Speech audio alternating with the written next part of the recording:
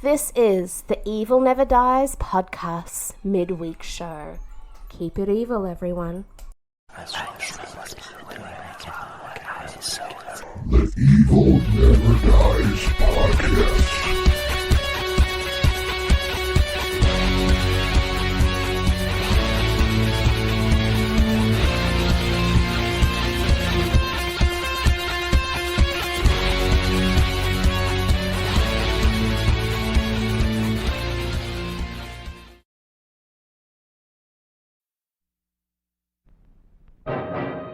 We want guns! Now, the final chapter in the incredible Ape saga. There it is, or was. This is the hell my forefathers used to speak about. This background radiation alone will give us 300 Röntgens an hour. The battlefield, a dead city 12 years after the ultimate bomb has been dropped. The prize, the right to inherit what's left of the Earth. The contestants, ape against man. The most unbelievable showdown ever filmed. As the mutants, strange, transformed men who live underground like moles, battle the apes to decide who will be master and who will be slave.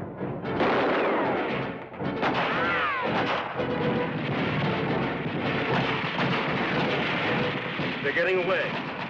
Kill them.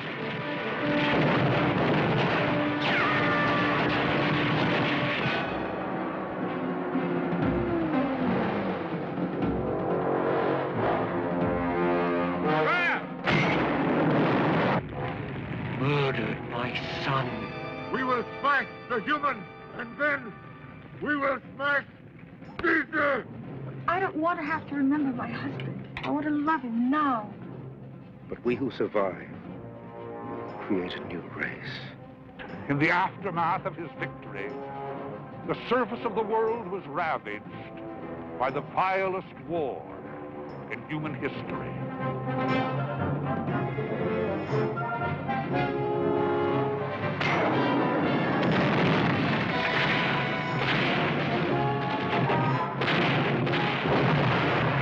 Climaxing the epic series which made motion picture history comes the last, the most spectacular of all the ape adventures.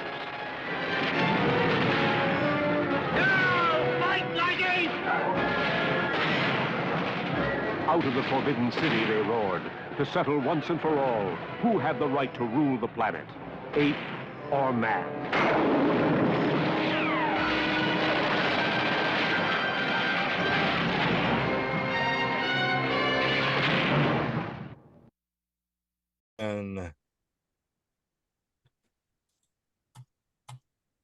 All right, guys, welcome back to the Tragedy of Cinema / Evil Never Dies podcast collaboration of the Planet of the Apes series.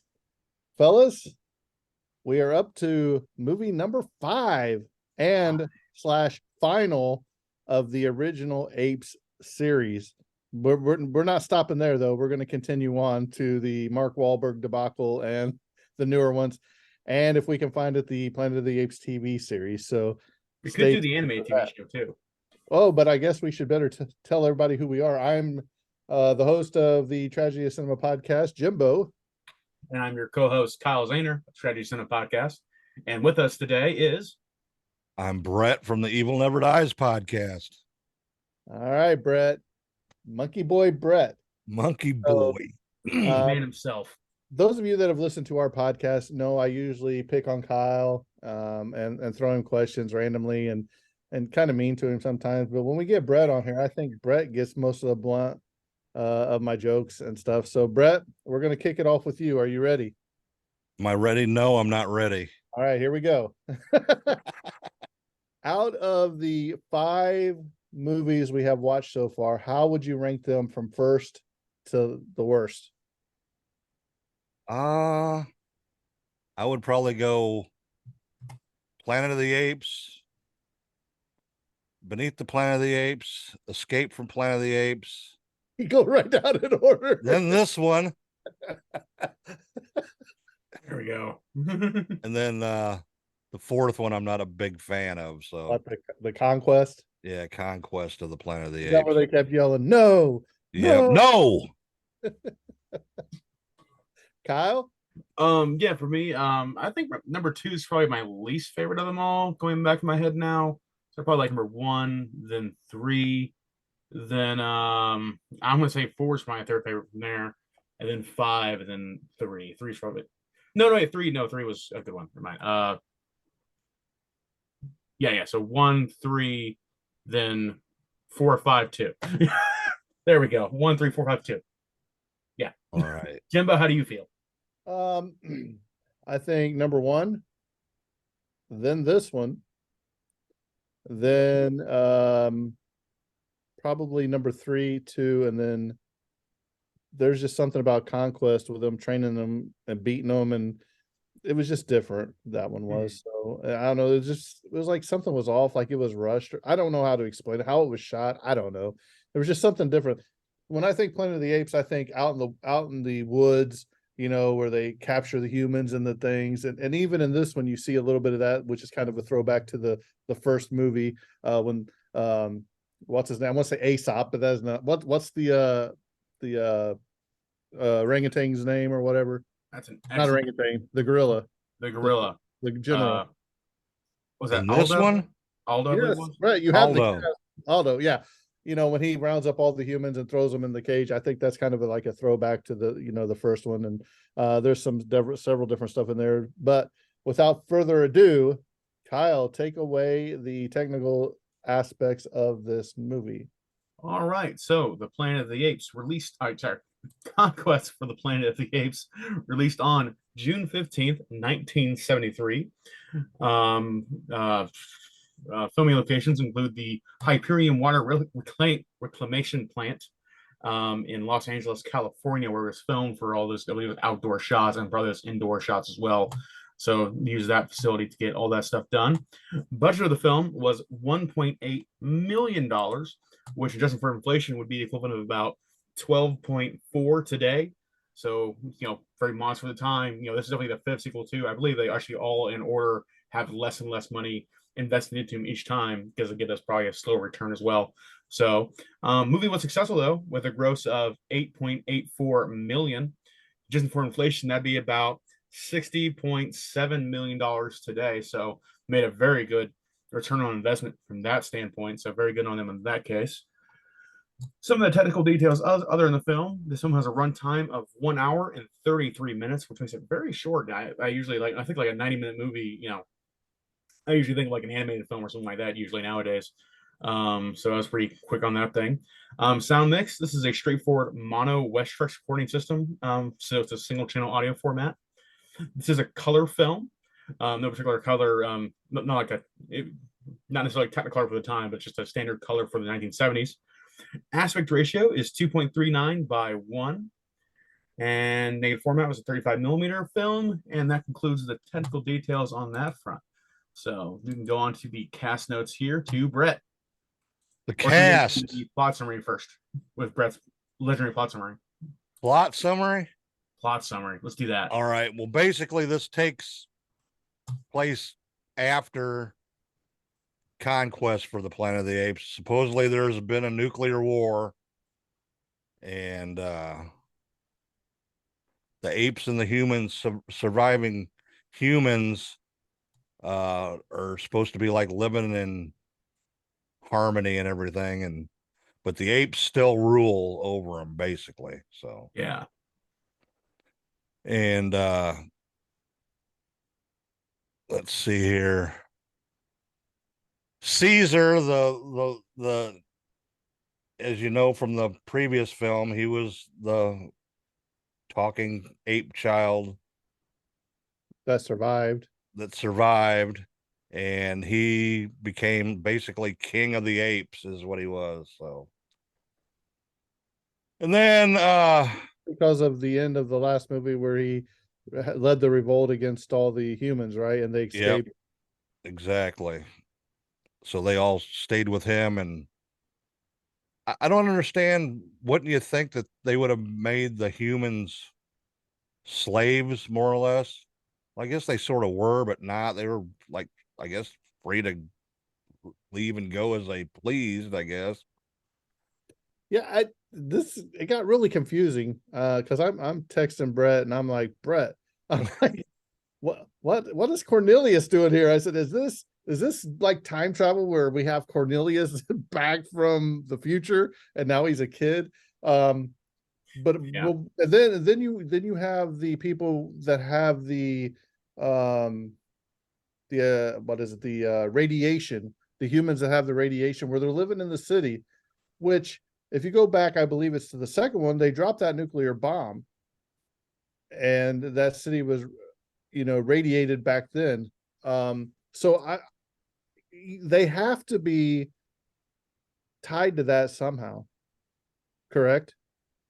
Well, the first nuclear bomb was this nuclear bomb.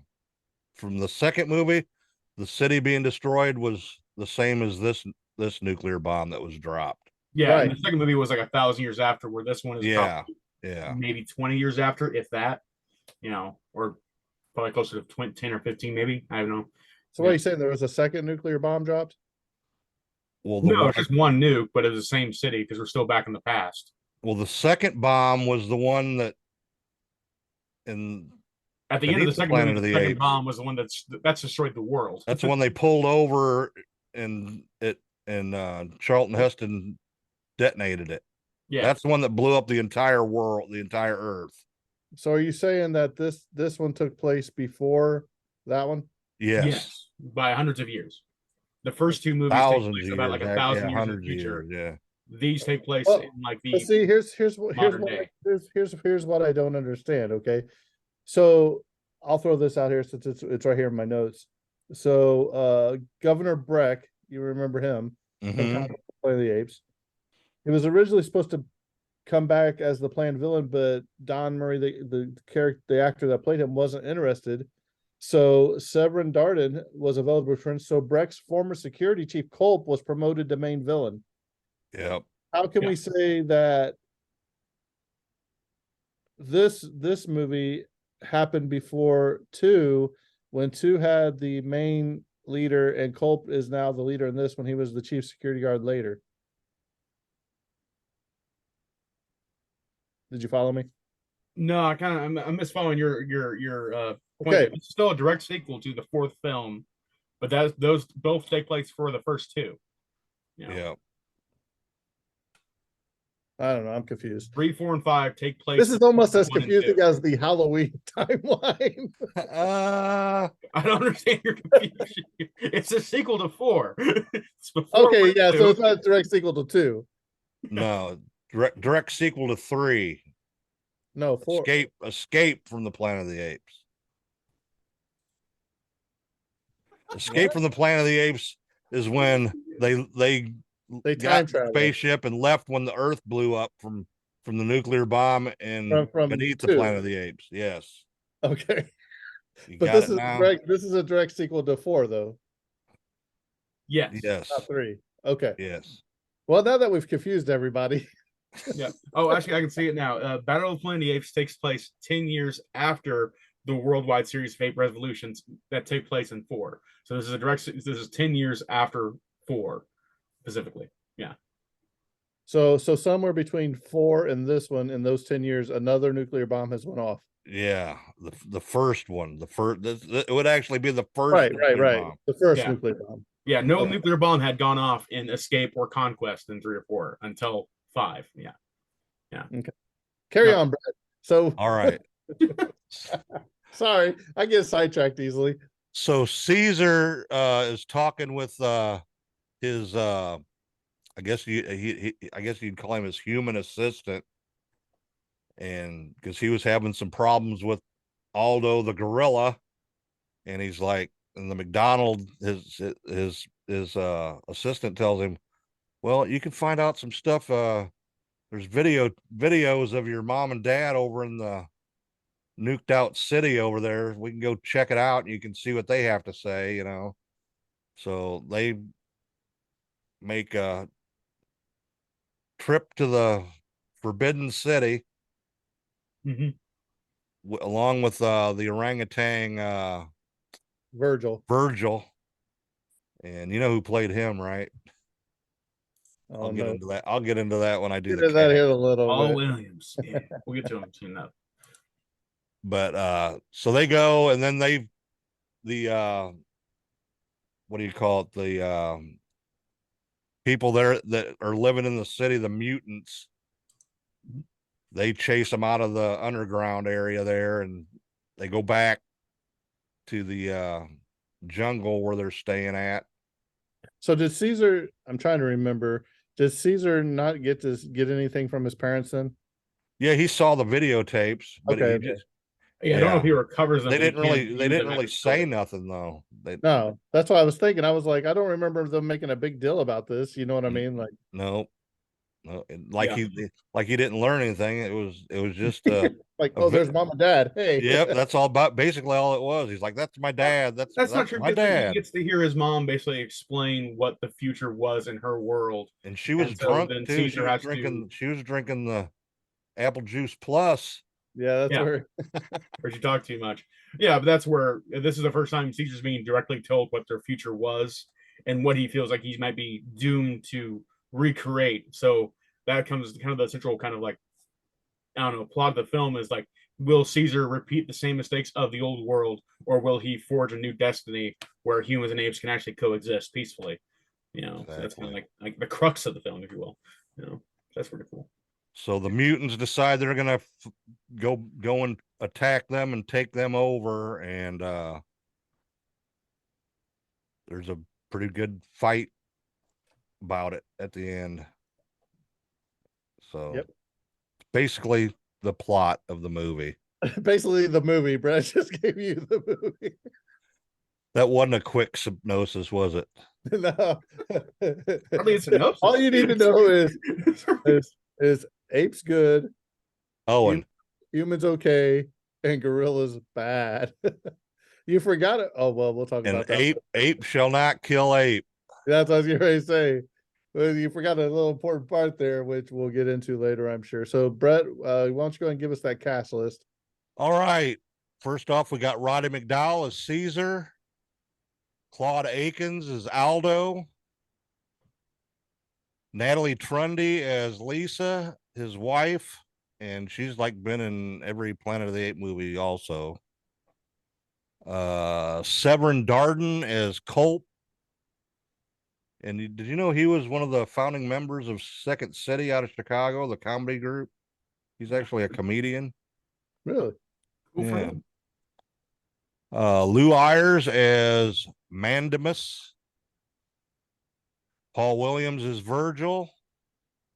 And you know what's the most famous movie you've seen him in? Little Enos in Smokey and the Bandit.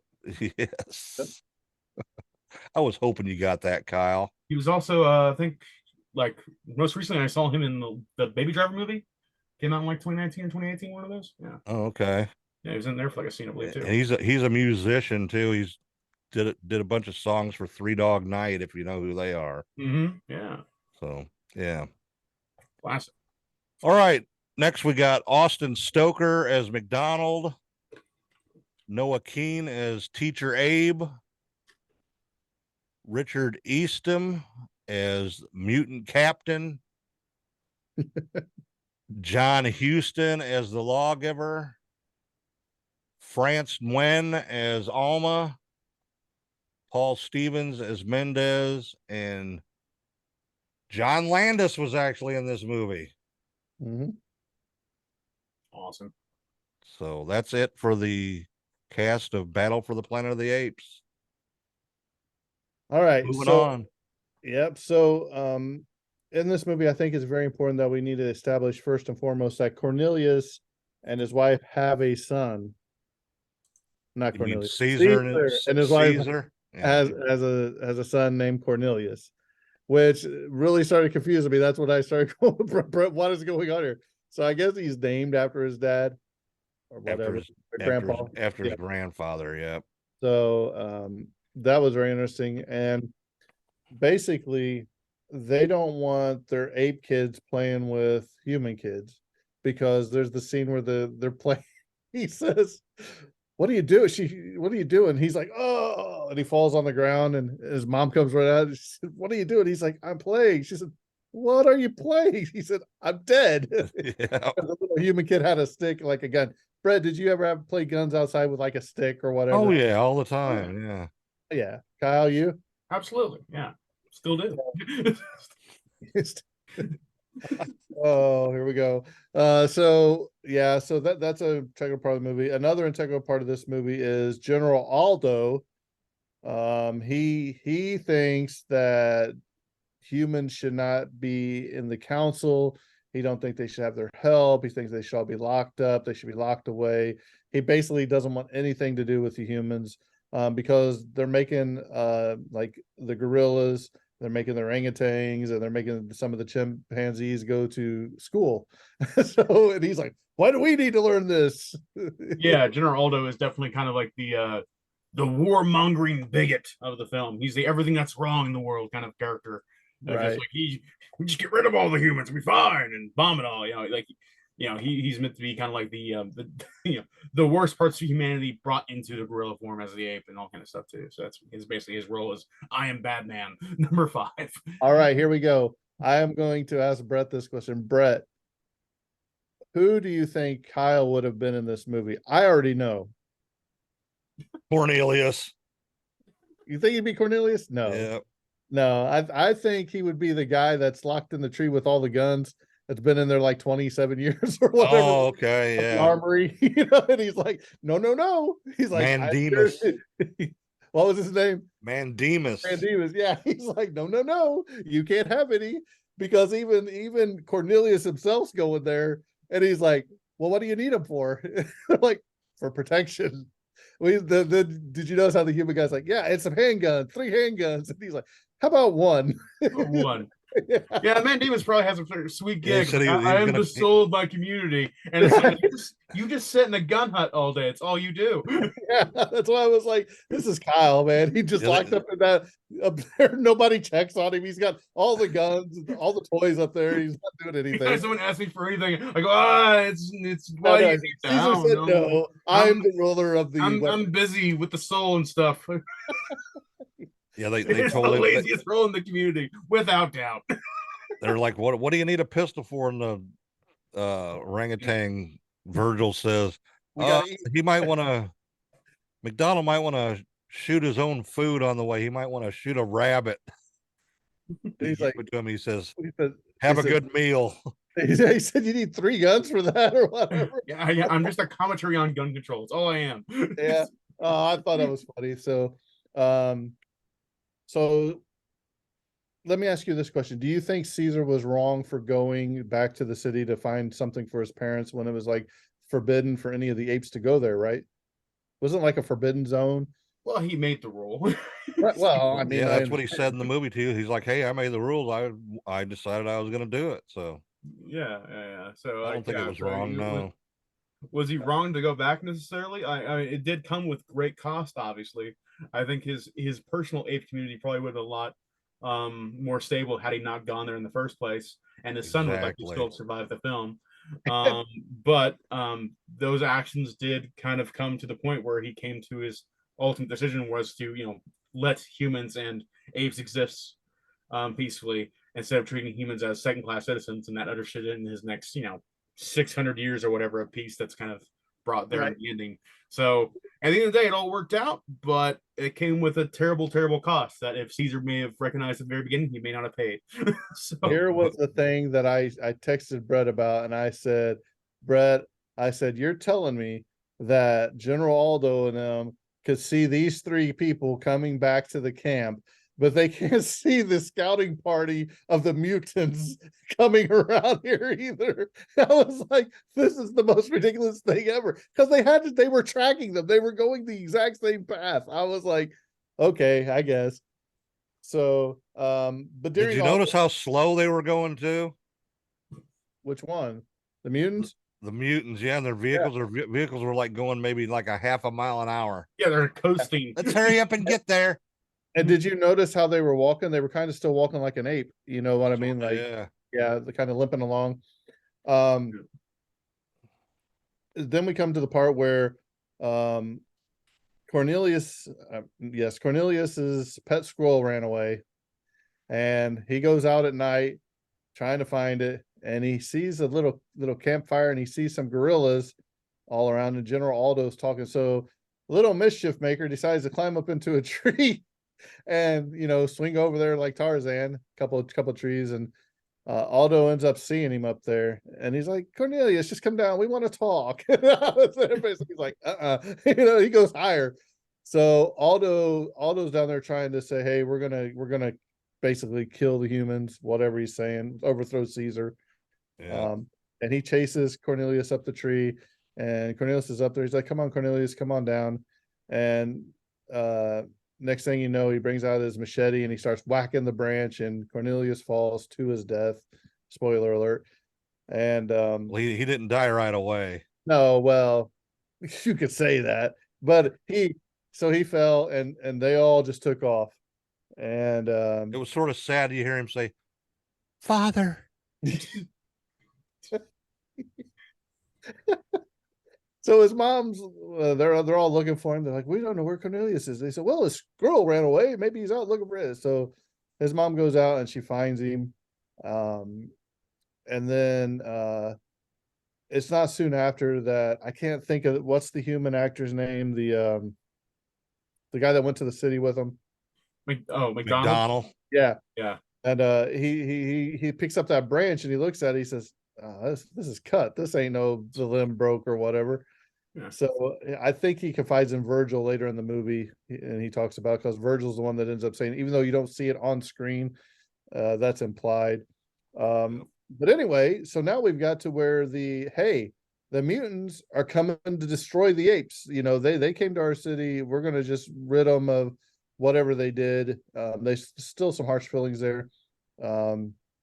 So they get there, and it is just a massacre, man. They are shooting flame, cannonballs, whatever you want to call it, torches.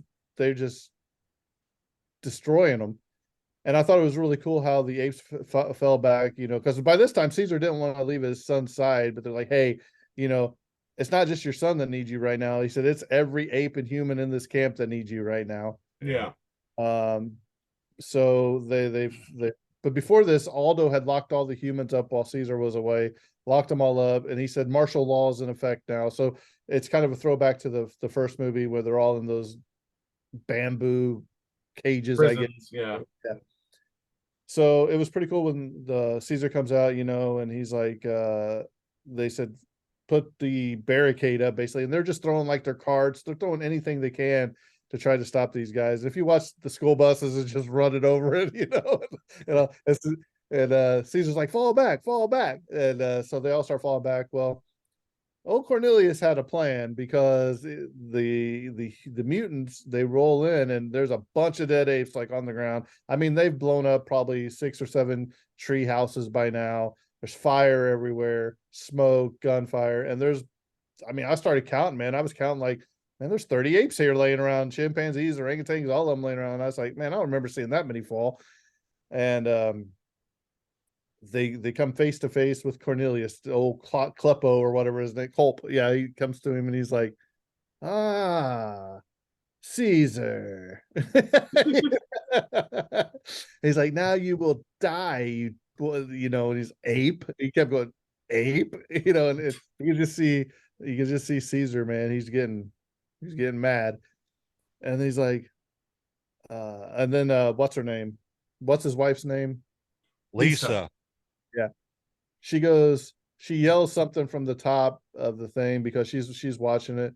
And then that's when Caesar yells, now we fight like ape or whatever. And all those monkeys, chimpanzees, whatever you thought were dead, all jump up with guns and just start blasting away people. And then they start climbing on everybody, fighting like apes like they used to, where they were just jumping on them, ripping them, punching them. So there's a big struggle going on. But lo and behold, Cornelius is like, hey, no, don't kill anymore. We've killed enough. Let them leave. Take them prisoner. Don't do any harm. There's been enough killing or whatever. So Caesar still has a heart. He still wants to live in harmony. So you see some getting the bus, You see like one get on a motorcycle. He's just driving along funny by himself. And then you've got like the guy in like the Jeep or whatever. And then they weren't done because General Aldo had the horses with all of his guerrillas up on the mountainside or whatever. Yeah, he come up on their flank. Here they come, man. Came up there and they were like, just pointing their guns in there, machine guns, just killing and throwing grenades and everything in that bus. He basically killed everybody. And this is where you come to the climax of the movie where Aldo faces Caesar because Caesar said, "Release the humans," and Aldo's like, "Ah." He's like, "No, we're not releasing them." He said, "I am Caesar. I am going to release them." And he said, "Well, no, you're not anymore. I'm in charge," or whatever. So they go into this big old long, I don't know, what would you call Argument. it, a heart? Would you call it a heart to heart between Caesar and Aldo at first? I think guess Caesar is trying to plea for Aldo's life to a degree too, but well, then Virgil said something like, well, Ape has already killed Ape or whatever, and then that's when everybody knows that Aldo's the one. He's like, that branch wasn't broken, it was cut. And Aldo's eyes are like, oh no, like they got me. So and then Caesar, man, I thought he was just getting ready to go ape, which he pretty much did. So Aldo, I thought it was very fitting that Aldo started climbing a tree. I was reading somewhere where they said that an orangutan or a gorilla like that wouldn't necessarily climb a tree to escape. They said that's more of a chimpanzee thing, which Caesar is. Wait. You mean an ape wouldn't do that? No, a gorilla wouldn't. A gorilla wouldn't do that? Oh my! This movie, it's so unrealistic. What? So anyway, obvious there. An ape wouldn't do that. He wouldn't be in the army. Apes are talking. What's going on here? He's the mutant guy. oh. Anyway, so then, Cornelius goes up after him. He's like, "You murderer! You killed my son, murderer." He just starts berating him, and they go up to the very top of like this branch and are fighting. And basically, do you think? Aldo takes a knife out, a machete, and is getting ready to try to swing it at Cornelius. And Cornelius puts his hand up and grabs it. Do you think that Cornelius shoved him off, or do you think Aldo basically slipped? I think it was a combination of the two. I don't think sorry, not Cornelius. I keep saying Cornelius. You keep saying Cornelius. Yeah.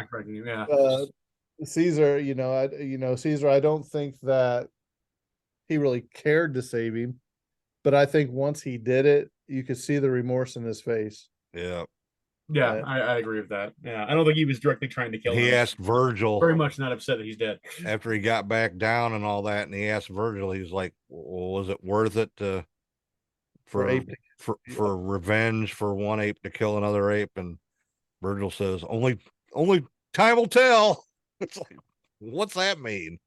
Virgil's hilarious, dude. So back to the lawgiver, and he's sitting around and he's teaching kids. And there's one little girl there with ponytails, and she asks her questions or whatever, and the little ape kid pulls her pigtail or whatever. And there's a statue of Caesar, and it zooms in on Caesar, and you see a tear flow down his statues from his eyes. So very, very cool. So let's go ahead and talk a little bit of trivia. So Mr. McDonald, who was Harry Rhodes in Conquest of the Planet of the Apes, was also meant to return, but after Rhodes refused, the character was changed to his brother, and Austin Stoker was cast. Roddy McDowall and Natalie Trundy are the only cast members to appear in 4 of the 5 original Planet of the Apes movies. McDowall appeared in all except the first sequel, Beneath the Planet of the Apes, unless you're going to include the flashback sequence at the beginning, which he received an uncredited appearance from the first movie. Also, Natalie Trundy did not appear in the Planet of the Apes 1968, but appeared in all 4 sequels. McDowall also starred in the television series Planet of the Apes from 1974. William Beckley, the British newscaster on Escape of the Planet of the Apes, and Woodrow Parfrey Dr. Maximus on Planet of the Apes 1968 both appeared as chimpanzees on the series pilot, and Bobby Porter Cornelius on this film appeared as a young chimp on 2 episodes, the pilot being one of them. So hopefully we can get our hands on that TV show, because I think it'd be cool to see how this story fleshes out before they canceled it. Hope it don't leave us on a cliffhanger and then we're here talking about, well, what happened here? Well, we canceled it. You know, Exactly. Here you go. During the battle at Ape City, there are many scenes of tree houses exploding in flames. In reality, due to budget constraints, only one tree house was blown up. However, this explosion was filmed from multiple angles. These shots were then divided and edited into multiple places in the finished film to give it the illusion that many tree houses blow up.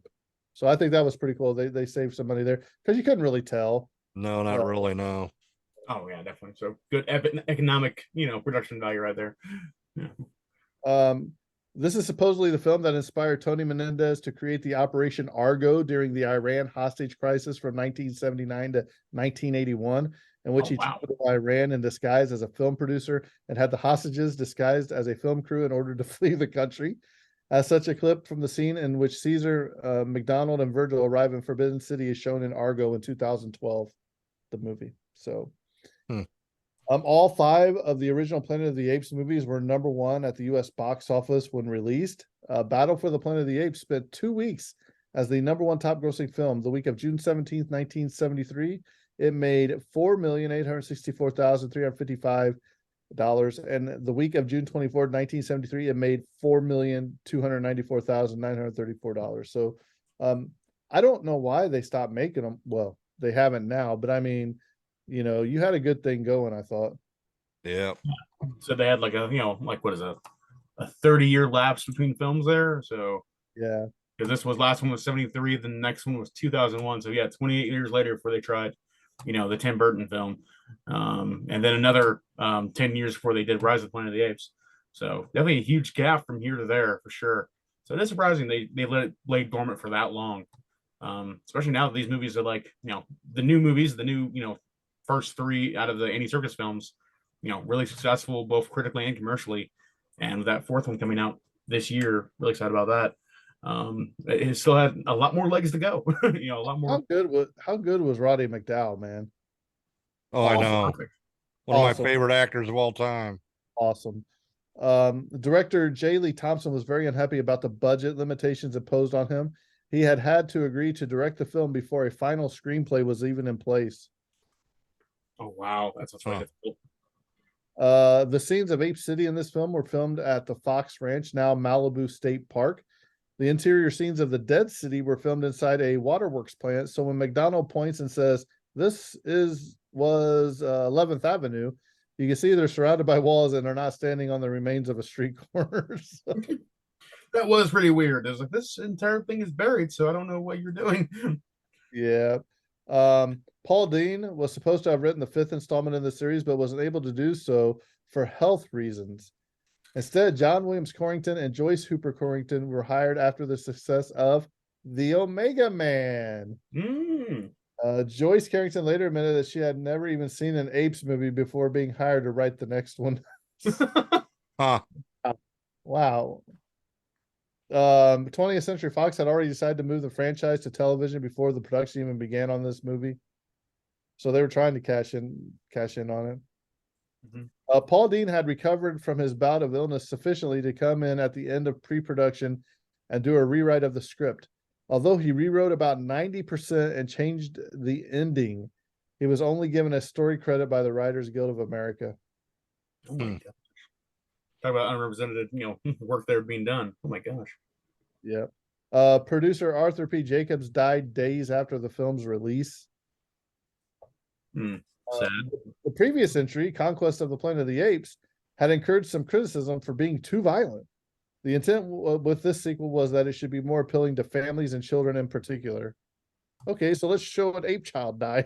It's okay. We'll only kill one kid. It's fine. Yeah, we'll blow up half a town, but we'll only kill one kid. Let's see here. Ironically, actor Lou Ayres, a well-known and vocal pacifist, was cast as Mandamus, an orangutan in charge of the armory. What's so not so ironic is that Mandamus was ardent in being the only ape with a key protecting the weapons from the warlike guerrillas who would misuse the guns for offense and not defense for which they're intended. Yeah, I mean, I don't understand why they just didn't bust in and get guns anyway, which they did. Basically, yeah. Culp is the only villain other than Dr. Zaius to appear in more than one film in the series. They talk about how the with no explanation how the changing of the cloth that the gorillas and all of them were wearing. I'm not going to go into much of that. The Irish alternative rock band Fight Like Apes took their name from Caesar's battle cry in the film, which they described as notoriously bad. That's hilarious. Yeah, I did think about their outfits a little bit. We're just like, oh yeah, we're all vegans now. It's like all your outfits have leather. What? Conquest of the Planet of the Apes begins by letting us know that the year is 1991. In this movie, near the year future, 1991, and tells Caesar that the army has been his home for 27 years. This contradicts one of Culp's followers, implying that the war ended 12 years ago. Depending on how long it took for the apes to get out of the city and build their own armory, this movie should take place sometime around 2018 or soon thereafter. No, presumably the young Cornelius had been conceived during the previous film, making the setting for this movie occurring in 2003 or 2004. Considering that Ape City was apparently settled in a state forest, it's doubtful an army of any kind had been residing there in 1977, 27 years earlier. Even less likely that an orangutan had been living in it there if there had been one. Oh, wow. So that does confuse the timeline a lot. Because even the description of the film on IMDb says 10 years after the worldwide series of Ape Revolutions.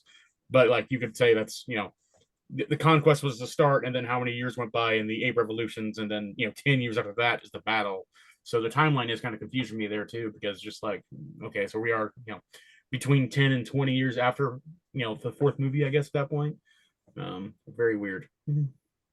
There's almost like scripts been rewritten several times. Yeah, there's an intentional irony between Caesar and Aldo, other than one being a peaceful until pushed chimpanzee and the other a warlike gorilla. Aldo is named after the ape that led the revolt against humans in the original timeline, while Caesar led the revolt in the second timeline. The film takes place in the early 21st century and 2670. Let's see here. This is the film debut of Colleen Camp, but her part was uncredited.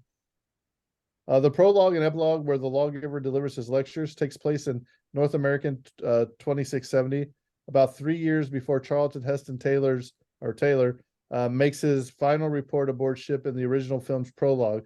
The ship's chronograph records Earth time as March 23rd, 2673. So they tried to throw some stuff in there to make it seem coherent. You got to give them a little credit. Mm-hmm. Here you go. Paul Williams was scheduled to appear on the February 9th, 1973 episode of The Tonight Show starring Johnny Carson. Did you like Johnny Carson there, Brett? Oh, yeah. Kyle, did you ever see Johnny Carson? I've seen a lot of old clips, but I've not sat down and watched the show, obviously. This is while Williams was filming scenes as the orangutan Virgil. Rather than canceling, William chose to forego getting out of his ape makeup and costume and appeared on the show, introduced by singing "Here's That Rainy Day," all while in costume. I think I remember that, dude. Once over at Johnny Carson's desk during the interview, he quipped that his unusual appearance was the result of 7 months of nothing but banana daiquiris. I think I remember that. I think I remember seeing a clip of it. Well, yeah, see if we can find that clip on YouTube somewhere and post it in the Facebook groups. Oh, yeah. In the earlier drafts of the screenplay, Caesar had developed radiation poisoning after returning from the dead city, experiencing hair loss throughout the rest of the film. That'd been pretty cool to see. Huh. Let's see here. Would have been a lot of pressure on the makeup and effects from it too, I guess. The Planet of the Apes, 1968, made its television debut in September 73 on CBS. Beneath the Planet of the Apes, in October of 73, Escape from the Planet of the Apes in 71, and that was in 71, was in November of 73. Strangely, both Conquest of the Planet of the Apes and Battle of the Planet of the Apes didn't show up on television until 1975, after the cancellation of the TV series. Even stranger, CBS presented both of these later films in heavily edited 90-minute showings. So I wonder if they would have showed those films first, if the television show would have been more successful. Maybe. Almost undoubtedly, I imagine. I don't know why the TV show, why they say it wasn't successful. I thought it was really good. How old were you when it came out, Brett? 7, 8, maybe. Could be why. Yeah. At the end of the film, when Aldo is confronted with his crimes, he flees to the trees. Gorillas are ground dwellers. He would never retreat to the trees, which we talked about, especially if he's being chased by Chimp, the most prominent tree dwelling ape. Discounting footage from Escape from the Planet of the Apes and Conquest of the Planet of the Apes, Roddy McDowell, Caesar, does not appear until 13 minutes in the film. So there we have it. So Brett, give us your thoughts, feelings on Battle of the Planet of the Apes. I like this movie. I don't think it's as good as the original for sure. I don't, I'm just like that with sequels and originals. So, but sort of cheesy in a way. There's a lot of cheesy parts. No. Like I think you was talking about they changed the costumes out. You could really tell that. Yeah. Especially the gorillas costumes. They were like more brighter purple color than in the other movies. They're like a drab purple, and they're like sort of shiny almost. And wasn't a big fan of that. I think they were too flashy for being, warring gorillas. So yeah, or living in the woods for 20 years. Yeah, but other than that, the special effects are good. Yeah, I like it. So what are you going to give it out of? How many bananas you giving it out? 1 to 10. How many bananas? Bananas. I'll give it a 5.5 bananas. 5.5 bananas. Yep. All right, Kyle. Maybe make it more of like a retrospective on the whole series. I guess I feel like it dealt so much of like the kind of the anxiety of nuclear Armageddon, and this film tries to deal with the idea of what is a post-nuclear Armageddon and how you deal with that, and is there a path for peace in the future? And I think it does make a little fun kind of ham-fisted, slightly liberal message of like, hell, peace is possible. We all just get along. We just have to know our enemy and humanize them. And I think that's like that's a nice message for the 70s and even today to a degree. So I enjoyed it on that level to a degree. Overall production values, I think this is definitely the film that shows its budget constraint the most of all the films, I think. So that's kind of gives a little bit of a weaker kind of point to it, as well as the writing's a little bit just everything here feels a little more cheaper, almost like, in a way of like, this almost feels like when all the other films before this felt like films, this feels very much closer to a TV budget in my mind. When I watch corners were definitely cut. Yeah, definitely. Like, and you can really see it here where I feel like you could really avoid it in the last movies. Like there was stuff they accomplished in Conquest of the Planet of the Apes in the films before that I'm like, that's really impressive actually for the budget constraints they had. This one I really feel like they were straining under that budget for this whole film to get as far as they did. And I'm impressed they got as far as they did, but also it shows. It feels like this is a world of 100 people, including the apes, and that's kind of rough. But overall, this film is probably, first, this film is better than it ought to be, considering those budget constraints and all kind of stuff too. So on that level, I'm probably going to give it 6 bananas, for me out of 10, and say this is a pretty all right film. Definitely not the strongest of the series. In fact, I'd probably put it on the weaker half of this whole series overall. But I'm still happy I watched. I'm still happy it's part of the series, and that it's not unwatchable, which is good when you have a series that has gone on this long, including just the first 5 movies, and now the other 5 are still have to go, and then of course the TV series if we can get around to getting that stuff done. So overall I'm happy I watched it. Jimbo, how do you feel about Battle for the Planet of the Apes? Well, to me, bringing Roddy McDowell back was probably the best thing they ever did. To have him play the kid, he was the dad in the first whatever, and then now he's the kid, and now he's the dad.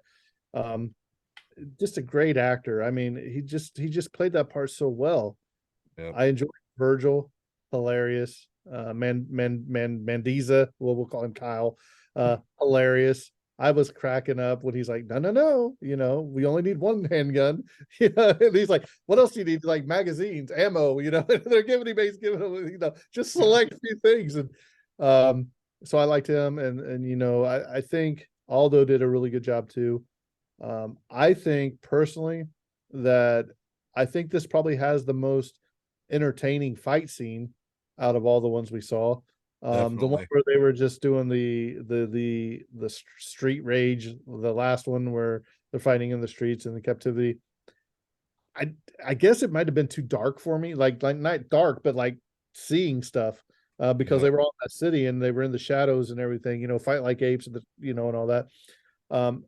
I think I enjoyed the fight scene a lot more. There was explosions, there was gunfire, there was death, and I think the subplot within the plot where Aldo's trying to take over the apes and get rid of the humans, while Cornelius or Caesar is trying to fight the humans and make peace, and then has to come to find out that he still has to fight his own kind. I think that drew me into this movie more than the other movies. I still think number one, you can't touch it. It is what it is. It's one of the greatest of all time. But yes, I will have to give this 7.5 bananas. Okay. I really enjoyed it. And it told a story even in a kind of a shorter time frame than I'm used to. It got in and got out. I wish it would have dove a little bit more into like Caesar, getting something from his parents that he could bring back to the village, even though it was small with what he got to see. If they would have gave him a little something else, something that he could have took back to the people and say, hey, here's my family. This is our heritage. Any keepsake at all of his legacy. Right, anything. It's 2670s. Surely they had something that they could portable DVD player. They weren't invented yet. It's something like that. You know what I mean? We're like, hey, look, or if he broke the fourth wall and said, hey, Mr. Cameraman, can you play this back for my apes? That's okay. That's my parents. No, I'm not saying that, but yeah, I think it's really enjoyable. So here we come down to the end of the 5 classics. We are on the search for the TV show, which if we find that before we record again, we're going to do an episodic review, episode by episode, just so we can get our lore and get our, what's happening at the time of this. If we can't get that soon, we will be moving straight into Brett's favorite, the Mark Wahlberg. Was it just called Planet of the Apes? Yep. Planet of the Apes. Yep. So, and I'm Tim Burton film. That has been a long time since I've seen that, and I don't really remember a lot about it. I just remember. I don't believe it. Doesn't seem like it's been 22 years that it came out. I just remember like the apes with like those helmets, like the Romans, the helmets, the metal helmets. So we'll have to see how it goes. So, I'm gentlemen, excited for that big dumb movie. I think it's gonna be really bad, but I'm gonna watch it. Have a fun time. Have you never seen it? I watched when it came out. So remember a lot about it. Yeah, no, practically nothing. So, well, Kyle and I, we are the Tragedy of Cinema podcast. He's Brett with the Evil Never Dies podcast. Go give him a listen, leave him a review. Well, with that being said, I think this episode's coming to a close, and that's a wrap. And cut. Clicking noise. Hold on. Oh, great. We got Brett do us. You got to edit that out, Brett. Hang on.